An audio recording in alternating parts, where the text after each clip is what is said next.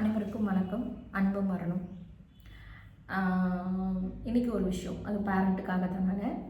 ஒரு சில பேரண்ட்ஸ்கிட்டலாம் நான் நிறைய சொல்லுவேன், குழந்தைங்கள வெளியில் கூட்டிகிட்டு போங்க, பட் அது காட்டிட்டு பண்ணி எந்த ஒரு விஷயத்தையுமே நம்ம அவங்களுக்கு வந்து பழக்கப்படுத்தி கொடுத்துடக்கூடாது. அதாவது இந்த டைம் இந்த ஒரு மண்டே வருதா, மண்டே வந்து சண்டே வருதா, சண்டே வந்து மம்மி டாடி வெளில கூட்டிகிட்டு போவாங்க, இதெல்லாம் வாங்கி கொடுப்பாங்க அப்படின்ற ஒரு சில விஷயங்களை வந்து பழக்கப்படுத்திடாதீங்க. இன்னொன்று கூட்டிகிட்டு போங்க, அதோட வழி, அதாவது இங்கெல்லாம் நான் வந்ததே கிடையாது, பட் உங்களை கூட்டிகிட்டு வரேன்னா நீங்கள் தெரிஞ்சுக்கணும், இதோட செலவுகள்லாம் இவ்வளோ ஆயிருக்கு, இதெல்லாம் இவ்வளோ ஆயிருக்கு அப்படின்ற சில விஷயங்களை குழந்தைங்களுக்கு சொல்லி கொடுத்து வரங்க அப்படின்னு நான் சொன்னேன். அப்போது நான் சொல்லும்போது, இல்லை மேடம் அப்படின்னா குழந்தைங்க இல்லை, எல்லாருக்கும் குழந்தைங்க தானே அப்படின்னு சொன்னாங்க ஒரு பேரண்ட்டு. இப்போது அதே மாதிரி தான் வீக்லி ஒன்ஸ் அவங்க வெளியில் கூட்டிகிட்டு போயிட்டு இருந்தவங்க லாஸ்ட்டில் அவங்களுக்கு டைம் இல்லை, குழந்தைங்க லீவ் விட்டோன்னே உள்ளே உட்கார மாட்டேன்றாங்க, மேடம் போர் அடிக்குது, வெளியில் கூட்டிகிட்டு போங்க, வெளியில் கூட்டிகிட்டு போகணும், வெளியில் போகணும், போர் அடிக்குது. அதாவது ஒரு நாள் ஸ்கூல் லீவ் விட்டாலே அந்த மாதிரி ஒரு மைண்டுக்கு வந்துடுறாங்க அப்படின்னாங்க. அது அவங்க மேலே தப்பு கிடையாது, உங்கள் மேலே தான் தப்பு. ஏன்னா ஒரு விஷயத்த நீங்கள் பழக்கப்படுத்தி கொடுத்துட்டீங்க. அவங்களுக்கு என்னென்னா அப்பா கூப்பிட்டாங்கன்னா அம்மா கூப்பிட்டாங்கன்னா வருவாங்க அப்படின்ற ஒரு மைண்டில் இருக்குது. அம்மா இதெல்லாம் கேட்டாங்கன்னா அம்மா செஞ்சு கொடுப்பாங்க, அப்பா வெளில கூட்டிகிட்டு போவார் அப்படின்ற ஒரு மென்டாலிட்டி அவங்களுக்கு நிறையவே இருக்குது. அப்போ அந்த விஷயத்தை பழக்கப்படுத்தி கொடுத்தது யார்? நீங்கள் தான். நீங்கள் கொடுத்துட்டு குழந்தைங்க மேலே தவறுகள் சொல்லக்கூடாது. இதைத்தான் நான் சொல்கிறேன். நீங்கள் வெளியில் நானே தான் சொன்னேன், நிறைய வெளியில் கூட்டிகிட்டு போங்க, கூட்டிகிட்டு போகிற இடங்கள், அதாவது நீங்கள் வந்து செலவு பண்ணி கூட்டிகிட்டு போங்கன்னு நான் சொல்ல வரல. சில இடங்களில் உங்களுக்கும் மைண்டு ஃப்ரீ. ஏன்னா வாரம் ஃபுல்லாக நம்ம ஒர்க் பண்ணியிருக்கோம், ஒரு நாள் நம்ம குழந்தைங்க கூட ஸ்பெண்ட் பண்ணும்போது அவங்களோட விஷயங்கள் நம்ம இந்த ஒரு வாரம் ஃபுல்லாக என்ன நடந்தது, டீச்சர் என்ன சொன்னாங்க, நீ என்ன ட்ராவல் பண்ண, என்ன புது ஃப்ரெண்ட்ஸ் கிடைச்சாங்க அப்படின்ற மாதிரி நிறைய விஷயங்கள் பேசுங்க.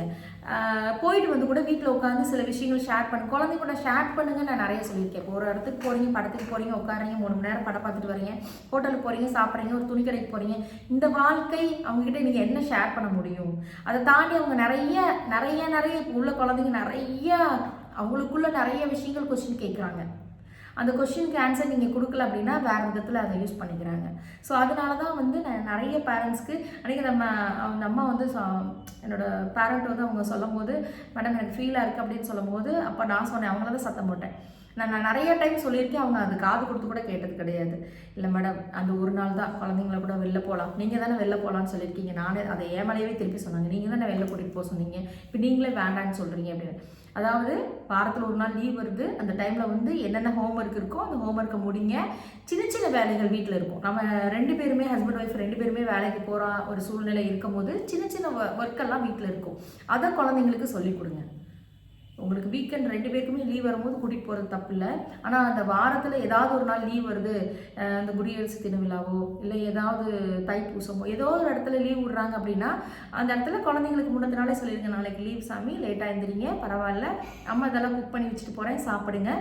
தென் இந்த ஒர்க்கெல்லாம் சின்ன சின்ன ஒர்க்கு, உங்களோட புக்ஸ், உங்களோட செல்ஃபை வந்து கிளியர் பண்ணுங்கள், உங்களோட ட்ரெஸ்ஸெல்லாம் வந்து கிளியர் பண்ணுங்கள் அப்படின்னு சின்ன சின்ன கமெண்ட் பண்ணுங்கள். அவங்களுக்கும் அப்போ தான் வந்து சில விஷயங்கள் மைண்டில் தோணும், நம்ம ரூமு, நம்மளோட புக்ஸு இதெல்லாம் கிளியராக வச்சுக்கணும் அப்படின்ற ஒரு எண்ணம் வரும். இன்னொன்று, சில குழந்தைங்க இப்போலாம் வந்து ரொம்ப ஹைப்பர் ஆகுறாங்க, இந்த இடத்துலையும் போய் நிற்க விட மாட்டேன்றாங்க, டென்ஷன் பண்ணுறாங்க அப்படின்னா அதுக்கும் காரணம் நீங்கள் தான். ஆரம்பத்துலேருந்தே அவங்களை அப்படி பழக்கிட்டீங்க. அவங்க கத்தட்டும், பசியில் அழுகட்டும் விட்டுறணும். ஒரு 2 மணி நேரமோ 3 மணி நேரமோ ஆகும்போது அவங்கள அறியாமல் டயர்ட் ஆவாங்க. ஸோ ஆட்டோமேட்டிக்காக நம்ம கொடுக்குற சாப்பாட்டை சாப்பிட்டு தான் ஆகணும், ஆட்டோமேட்டிக்காக நம்ம சொல்கிற விஷயங்களை கேட்டு தான் ஆகணும். அப்போ அந்த விஷயத்துக்கு நம்ம இடம் கொடுக்குறதில்ல. ஒரு ஹைப்பராகி அழுகும்போது நம்ம வந்திருக்கோம், ஒரு இடத்துக்கு வந்திருக்கோம், ஸோ அவங்க என்ன நினைப்பாங்க, என்ன வேணால் நினச்சிட்டு போட்டோம், அவங்க வீட்லேயும் குழந்தைங்க இருக்காங்க, அந்த இடத்துல அவங்க என்ன நினைப்பாங்க, இது நினைப்பாங்க, டக்குன்னு என்ன பண்ணுறோம், அந்த குழந்தைங்க கேட்குற சில விஷயங்களை டக்குன்னு வாங்கி கொடுத்துருவோம். அப்போ அவங்க நம்மளை யூஸ் பண்ணிக்க ஆரம்பிப்பாங்க. ஸோ எக்ஸாம்பிளுக்கு என்னோடய பையன், என்னோடய ஸ்டூடெண்ட் ஒருத்தர் என்னை கடித்த போது நான் வந்து என்னென்னா வழியில் அப்படின்னு ஒரு அரைஞ்சேன்னு வச்சுக்கோங்களேன், அடுத்த நாள் என்னை வந்து எப்படி ஹைப்பர் பண்ணணும், எப்படி டென்ஷன் பண்ணணும்னு தான் அவருக்கு தோணும். அதே இடத்துல எனக்கு வலிக்கும் தான், இல்லைன்னு நான் சொல்ல வரல, ஓகேன்ட்டு நான் கூலாக ஓகேம்மா உட்காரு, நான் அதை கண்டுக்காமல் விட்டுட்டேன்னா அடுத்த நாள் அவன் என்ன பண்ணுவான் தெரியுமா, என்னை வந்து டென்ஷன் பண்ணணும்னு நினைக்க மாட்டாங்க, கடிக்கக்கூடாது. ஏன்னா அந்த நார்மல் நிலைமைக்கு வந்ததுக்கப்புறம் கடிக்கிறது தப்புன்னு நீங்கள் சொல்லலாம். அந்த ஸ்பாட்லேயே அவனை அரைஞ்சு அந்த ஸ்பாட்லேயே நீ கடிச்சது எனக்கு வலிக்குது அப்படின்னு நீங்கள் சொன்னீங்கன்னா அவனுக்கு புரியாது, அடுத்த நாளும் அதே தவறு தான் பண்ணுவான். ஸோ இப்படி இருக்கிற ஒரு சூழ்நிலைகளில் குழந்தைங்கள நம்ம எப்படி கையாளணுமோ அப்படி தான் கையாளணும்.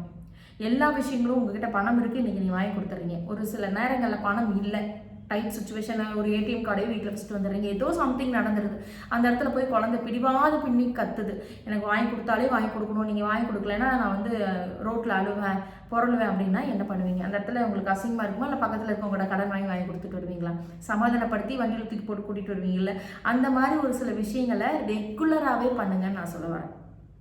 ரெகுலராகவே அவங்க சில விஷயங்கள் கேட்கும் போது அதோட வேல்யூ என்ன, அந்த பொருளோட வேல்யூ என்ன, அதுக்கு நீங்கள் எவ்வளோ கஷ்டப்படுறீங்க அப்படின்ற சில விஷயங்களை அவங்களுக்கு புரிய வைங்க. ஒரு விஷயம் கேட்டோன்னே வாங்கி கொடுத்து பழகாதீங்க. நான் நிறைய சொல்லுவேன், குழந்தைங்களுக்கு இந்த கடை ஃபுட்டு இந்த மாதிரி விஷயங்கள்லாம் கொஞ்சம் அவாய்ட் பண்ணுங்க அப்படின்னு.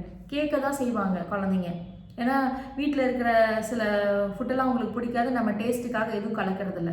ஸோ வெளியில் சாப்பிடும்போது சாப்பிட்லாம், கடை ஃபுட்டு நம்ம சாப்பிட்லாம், நம்ம தப்பு இல்லைன்னு சொல்ல வரல. ரெகுலராக அவங்க கேட்கும்போது சிக்கன் இதெல்லாம் பெண் குழந்தைங்களுக்கு அதிகமாக கொடுக்காதீங்கன்னு நான் சொல்லுவேன். இந்த ப்ராய்லர்ஸ் எல்லாம் அதிகமாக கொடுக்காதீங்கன்னு நம்ம சொல்லுவோம். சிக்கன் அதிகமாக கொடுக்கும்போது என்ன ஆகுனா அவங்க ஹார்மோன்ஸ் லெவல் மாறும் அப்படின்னு சொல்லுவோம். ஸோ அந்த மாதிரி சில விஷயங்கள்லாம் நீங்கள் அவாய்ட் பண்ணிக்கிறது ரொம்ப நல்லது. குழந்தைங்க மாதிரி நீங்களும் குழந்தைங்களா மாதிரி ஒரு சில விஷயங்களை அவங்களை திருத்த பாருங்கள். கண்டிப்பாக அவங்களும் சரியாவாங்க. இதை பற்றின ஏதாவது டவுட்ஸ் இருந்தால் கீழே கமெண்ட் பாக்ஸில் கமெண்ட் பண்ணுங்கள். Thank you so much.